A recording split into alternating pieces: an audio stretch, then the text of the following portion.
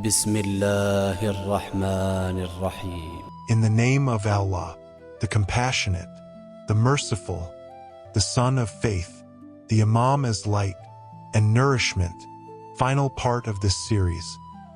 Thus, just as the physical world cannot exist without the sun, the personal world of the believer cannot receive light, growth, and nourishment without the Imam of the time. The Imam is the sun of the world of faith, the sun of the world of religion. Without his luminous light, Noor, the moment's soul would be in darkness, just as the earth, without the sun, would perish. This is why the verse immediately before, 33, 41, 42 says, O you who believe, remember Allah abundantly, and do his tasbih morning and evening. God then unveils the secret of how this remembrance works. He and his great angels send blessings upon you. These great angels in Tawil or the higher world are Prophet Muhammad, may peace be upon him, and the guiding Imams, may peace be through them, from his progeny. Their blessings upon the believers consist of divine help, success, guidance, knowledge, and wisdom. In this way, the command to remember God is inseparable from the reception of blessings through his chosen guides. It is important to know and understand that when God is who is ever-living, Al-Hay, and everlasting, Al-Qayyum, is not present or visible himself on the earth, then his Khalifa is present on his behalf. The supreme name of God, remembering God through the living light. This mystery is brought to completion in verse 7, 180. And to Allah belong the most beautiful names, so call upon him by them. The esoteric teaching here is that invoking any of the beautiful names of God is in reality invoking the present living Imam, who is the supreme name of God. In the world of command, to remember God truly is to recognize the Imam, and to call on God's names is to be nourished by the living light of the Imam of the time. In this light, the flow of Quranic proofs comes together. The divine command for blessings, the eternal circle of creation and command, the angelic realities of intellect and soul, embodied in the Prophet and Imam, the necessity of the Imam as the son of faith and the recognition that God's names are manifest in the Imam of the time. The three worlds of human existence, physical, spiritual, and intellectual dimensions. The existence of humankind is not one-dimensional. It unfolds on three distinct but interrelated levels: physical, spiritual, and intellectual. Each of these levels is a world of its own, with its own form of nourishment, growth, and perfection. The blessings of the Imam of the time encompass all three of these levels, for they are the living network of God's grace and light into the personal world of the moment. But the question arises, which of these blessings is most important, and what should the moment seek through his or her prayers and devotion? A wise person will notice that whenever the Imam mentions blessings, the spiritual is placed first at times. For example, if the Imam were to say, I pray for your spiritual and material success, the order of his words is not accidental. He first mentions the spiritual because it pertains to the soul, which continues eternally, whereas the physical pertains to the body, which is bound to this short-lived world. Thus, the moment is being subtly guided to recognize which blessing holds greater weight. It is possible where the Imam mentions material success first is because the desire of the murid is more physical than spiritual. The continuous prayer of the guide, the flow of unseen blessings.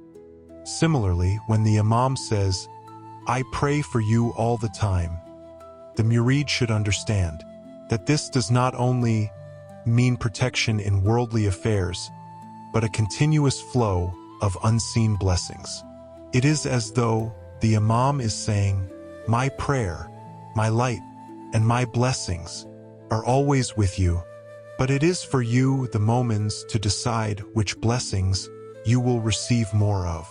If one attaches his heart only to the physical, he will partake only in the blessings of the physical. But if one directs his heart to the spiritual and intellectual, then the greater light will flow into him. There are times when the Imam's words are even more direct, such as, "I pray for your enlightenment." In these words is the highest gift of all, for enlightenment means to awaken to the recognition of the encompassing light, the light that sustains all existence, and within which the soul is rooted. Another word for enlightenment is illumination, means to worship in the light of recognition. It is said in a hadith, "Recognize Allah by Allah, Lughath, Mathnawi." That is, the recognition of God is possible in the illumination of His light, and His light is the Holy Prophet, may peace be upon him, and his progeny, and the Imam of the time, may peace be through him. Quran 5:15. The highest blessing of recognition, enlightenment, and the eternal bond. In these words is the highest gift of all, for enlightenment means to awaken to the recognition of the encompassing light, the light that sustains all existence, and within which the soul is rooted. To be enlightened is to recognize one's own soul and to realize that the soul of the moment is a part of the Imam's supreme soul. This union is not division, but wholeness. The part belongs to the whole, and the whole contains the part, without separation or loss. Thus, the greatest prayer, the highest blessing, and the truest aspiration of the moment is to seek the blessing of recognition, to recognize the light of the Imam, to recognize his own soul within that light, and to live in constant remembrance of that eternal bond. All other blessings, physical comfort, worldly success, and material ease, are transient, limited to this earthly span. But the blessing of recognition and enlightenment carries the soul into eternity. We should ask, can we fail in receiving the blessings of the Imam? There is no doubt that Satan has many evils. Here we are not talking about someone from outside, but from within. The Holy Prophet, may peace be upon him and his progeny, said, "There is nobody among you who does not have a personal Satan. He or she whispers not to bow his or her head down in front of the true guide, and considering himself or herself better and higher than the Adam, may peace be upon him, of the time, displays arrogance towards him. It is because of this act that he, in reality, is considered a mushrik." In the story of Adam, Quran 2:34, because the greatest shirk is not to accept the vicegerent of God, Khalifatullah, eternal light beyond the transient, what the moment must carry forward. The soul is gently guided to reflect on the nature of blessings. The body receives food, shelter, and comfort, all of which pass away. The world offers wealth, status, and fleeting pleasures, none of which accompany the soul when it departs. What then remains? It is the blessing of recognition, the enlightenment of the heart that knows the Imam's light and the soul's eternal bond with it. This is not division, but wholeness. The part belongs to the whole, and the whole embraces the part, just like the sun and the rays. When the moment seeks this blessing, all other blessings fall into their place. To live in remembrance of the eternal bond is to carry eternity within oneself. This reflection is not a conclusion but a call, to lift one's aspiration from the dust of the temporal to the radiance of the eternal, and to live every moment in the light of recognition. The light that awakens the soul never fades. Continue the journey of inner recognition, where every name of God reveals a living secret.